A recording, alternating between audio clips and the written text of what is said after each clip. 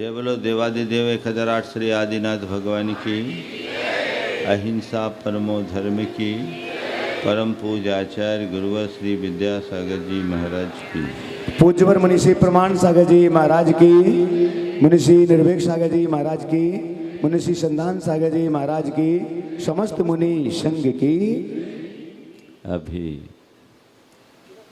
हम सबके आंखों के सामने देखते ही देखते भगवान प्रयाण कर गए, वे परम धाम में पहुंच गए। आप सबको आनंद आ रहा है कि नहीं आ रहा है? भगवान को मोक्ष मिल गया इसलिए आनंद आ रहा है ना? आपको आनंद आ रहा है और मुझे ऐसे प्रसंगों में आकुलता होती। आकुलता इसलिए नहीं कि भगवान मोक्ष क्यों चले गए, आकुलता इस बात की होती है कि भगवान आप चले गए, हम क्यों रह गए, हम क्यों रह गए। मन में कभी ऐसा लगता है कि हम इस संसार में फंसे हुए हैं? कभी लगता है क्या?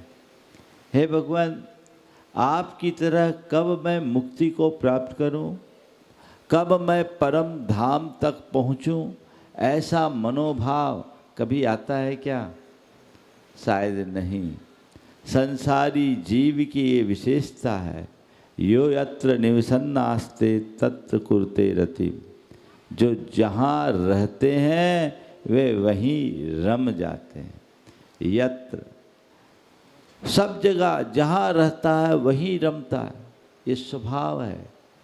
विष्टा का कीड़ा विष्टा में ही आनंद मनाता है, ये संसार की रीति है।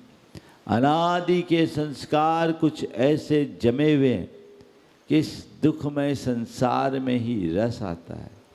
लेकिन भगवान को इस संसार में कुछ भी उचित नहीं लगा, कुछ भी अच्छा नहीं लगा। उन्हें सब नीरस नीरस जैसा प्रतीत होने लगा। नतीजा, सागर तक फैली धरती को उन्होंने एक पल में त्याग दिया और सब कुछ छोड़ने के उपरांत वे अपने आत्म ध्यान में लीन हुए और उस ध्यान के परिणाम स्वरूप कैवल्य को प्राप्त किया और केवल ज्ञान के साथ आज परम निर्वाण की उपलब्धि उन्हें हुई। हमें एक लक्ष्य बनाना चाहिए कि हे प्रभु, आपकी भांति हम भी शुद्ध बुद्ध निरंजन अवस्था को कैसे प्राप्त करें। हमारा यही ध्येय, यही मकसद, यही उद्देश्य और यही लक्ष्य होना चाहिए। हमने सुना है कि जब भगवान को निर्वाण हुआ, भरत चक्रवर्ती फूट फूट करके रोने लगा। भगवान के निर्वाण का प्रसंग सुनकर चक्रवर्ती जब रोना शुरू किया, तब सौधन्वमिंद्र ने आकर उसे संबोधा और पूछा, हे चक्री, क्या तुझे भगवान का निर्वाण जाना अच्छा नहीं लगा? तो चक्रवर्ती ने जो जवाब दिया बहुत अर्थपूर्ण है। चक्रवर्ती ने कहा, हे इंद्र, मैं इसलिए नहीं रो रहा कि भगवान मोक्ष चले गए, रोना तो मुझे केवल इसलिए आ रहा है कि अब किसके दर्शन होंगे, किसका उपदेश सुनेंगे, किसकी शरण में जाएंगे। हमारी शरण छूट गई। बाहर जब भी शरण ढूंढेंगे तो देव, गुरु और धर्म की शरण है, और भीतर अगर शरण खोजोगे तो अपनी आत्मा की शरण है। इसके अलावा संसार में और कोई शरण नहीं। ये अपने हृदय में गांठ बांध कर रख लेने जैसी है। आज मोक्ष कल्याण के अवसर पर मैं तो ये कहता हूँ, आप लोग यहाँ क्यों आए? बोलो, मोक्ष कल्याण के अवसर पर आप लोग क्यों आए? मनाने भगवान का मोक्ष कल्याण मना के तुम्हें क्या मिलेगा ये बताओ? कोई पास हो मेरिट से और जो फेल हो जाए वो पार्टी दे, उसको क्या बोलूँगा?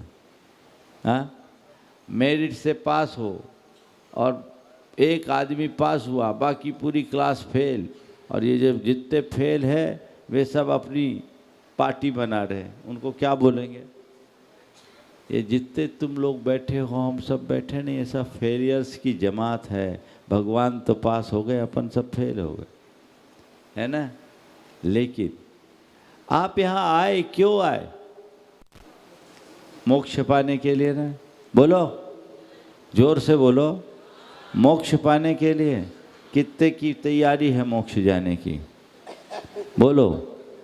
अच्छा, अभी अभी आज भगवान ने मुझसे सुबह सुबह कहा कि कुछ वैकेंसीज निकली हुई, बची हुई है स्पेशल।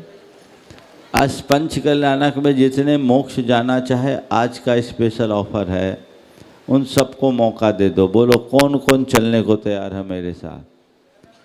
हाँ, देखो कितने सारे हाथ, बहुत कम हाथ उठ रहे हैं। चलना है, चलने को तैयार, आ जाओ। अब भी सीधे मोक्ष की व्यवस्था होगी, लेकिन कंडीशन है, किसी को फ़ोन नहीं करना पड़ेगा। अभी मौका आएगा, बोला ठीक है महाराज, अब तो हम तो चल रहे हैं, लेकिन एक बार कम से कम घर में खबर तो कर दे कि हम मोक्ष जा रहे हैं। ये जो विडंबना है, इस विडंबना को तोड़ने की ज़रूरत है। मैं आपसे कहता हूँ, मुझसे पूछो तो मैं तो कहता हूँ, मैं मोक्ष तो चाहता ही नहीं। मैं मोक्ष नहीं चाहता, और इसलिए नहीं चाहता कि आज मोक्ष है भी नहीं। चाहने से मिलेगा नहीं, मिलेगा क्या?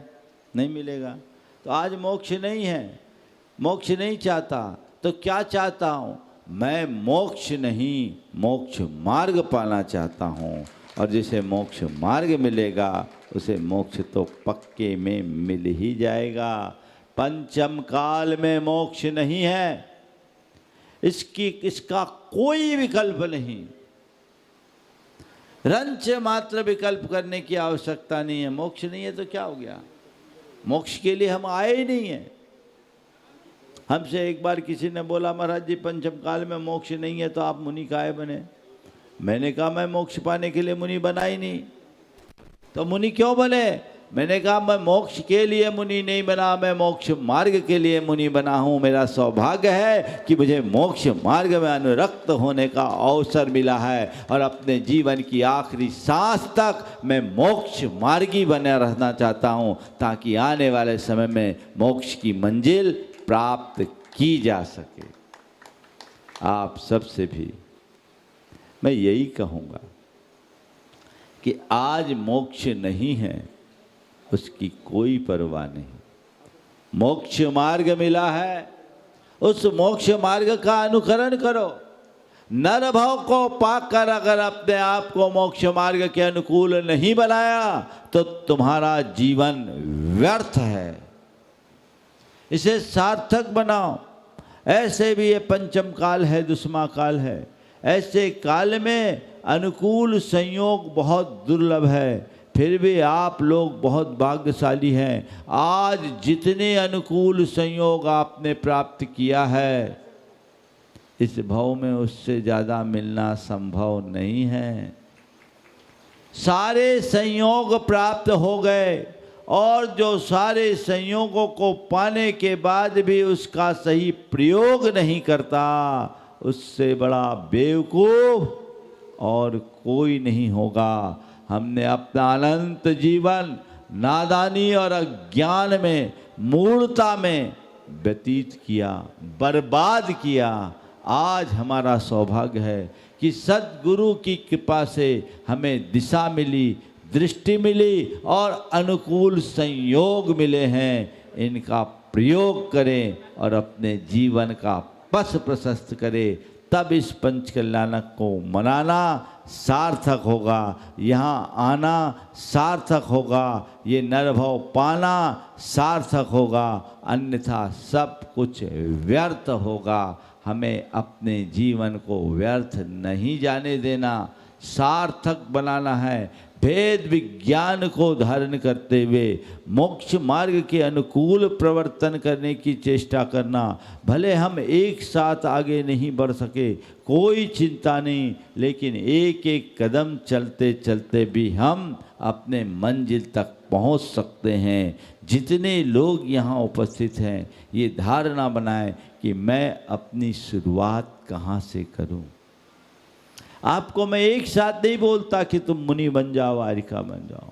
मैं तुमसे ये भी नहीं बोलता कि तुम आ जाओ और व्रती बन जाओ, लेकिन आज की तारीख में यदि कुछ करना चाहते हो तो ये तो तय करो कि इस जीवन में मुझे मोक्ष मार्ग का ही अनुकरण करना है।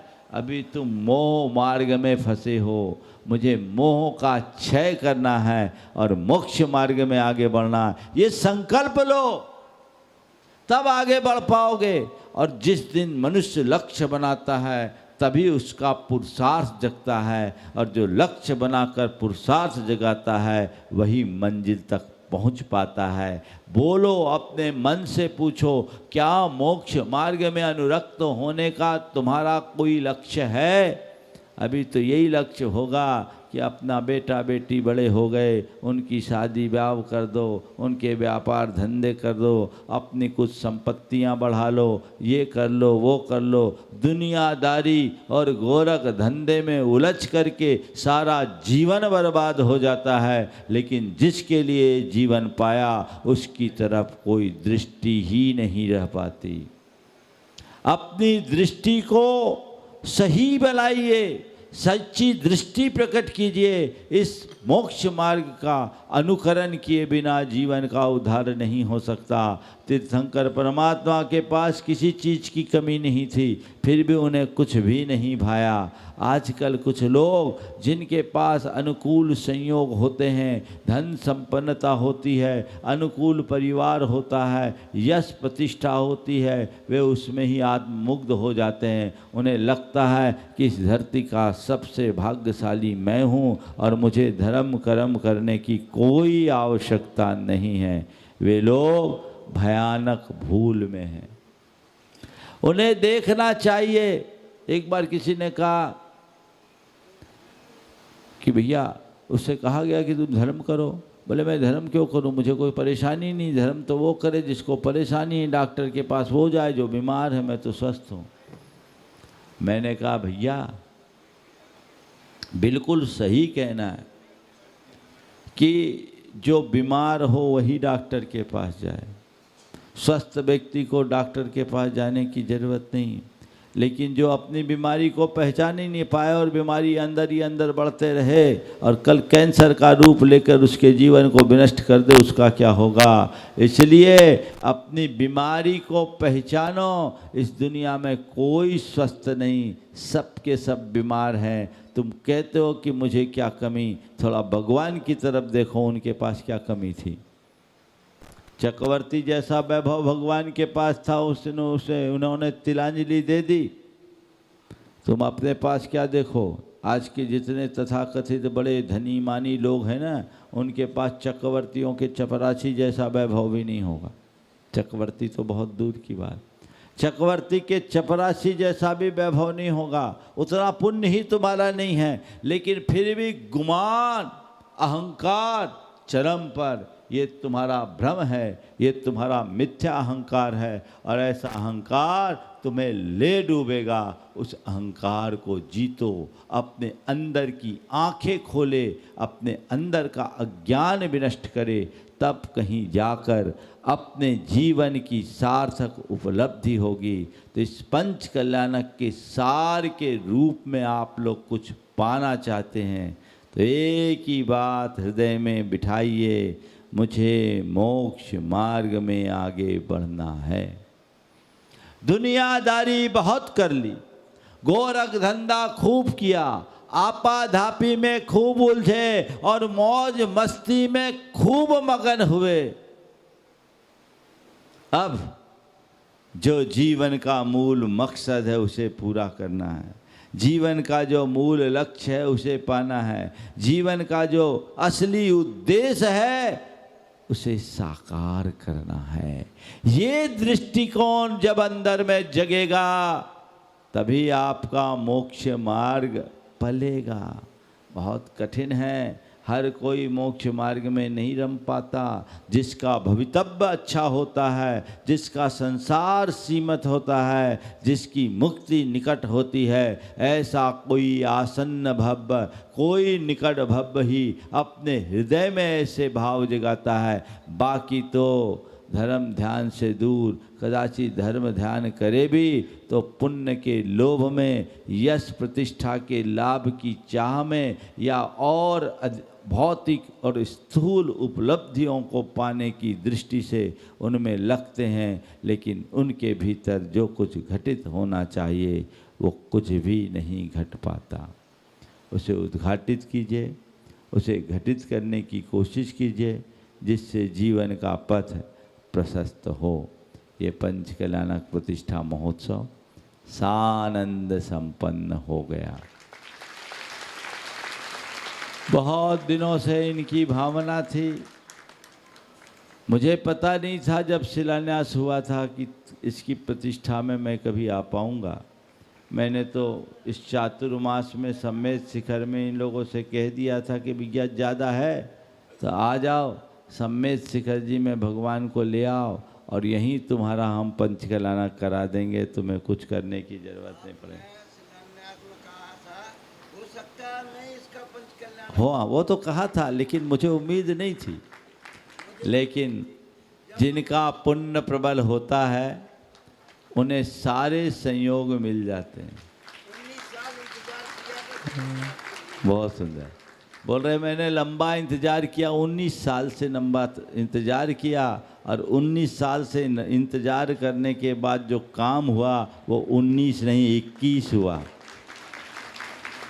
21 काम बहुत अच्छे से ये पंचकल्याणक प्रतिष्ठा संपन्न हुआ।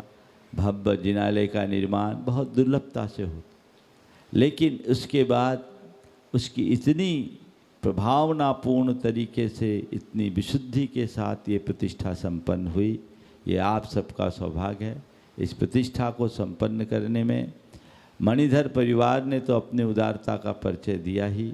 यहाँ की समाज और यहाँ की कमेटी पंचकल्याणक प्रतिष्ठा महोत्सव समिति को मैं बहुत बहुत आशीर्वाद देता हूँ, जिन्होंने इसे सानंद संपन्न किया। और आशीर्वाद के क्रम में पहला आशीर्वाद मैं उनको देना चाहूँगा जो आपकी सारी व्यवस्था में लगे रहे, बेचारे कभी पंडाल में भी नहीं आए।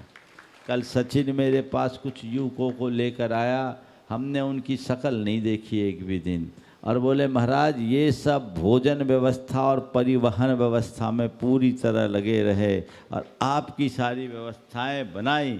मैं उन सबको आशीर्वाद देता हूं, और उनके माध्यम से उन तमाम कार्यकर्ताओं को जो कभी सामने नहीं आए और आपकी सुंदर व्यवस्था बनाई, उन सबको इस भाव के साथ आशीर्वाद देता हूं कि इसी तरह अपना धर्मानुराग बनाए रखते हुए मोक्ष मार्ग के अनुकूल प्रवृत्ति करे, जिससे जीवन के कल्याण का पथ प्रशस्त हो सके। इस पंचकल्याणक को संपन्न करने में हमारे दोनों प्रतिष्ठाचार्य और उनके साथ ब्रह्मचारी विजय, इनकी महत्वपूर्ण भूमिका रही है, और इनके कुशल निर्देशन में सारे कार्य सानंद संपन्न हुए। एक बार आप लोगों को उनका भी जोरदार अभिनंदन कर देना चाहिए।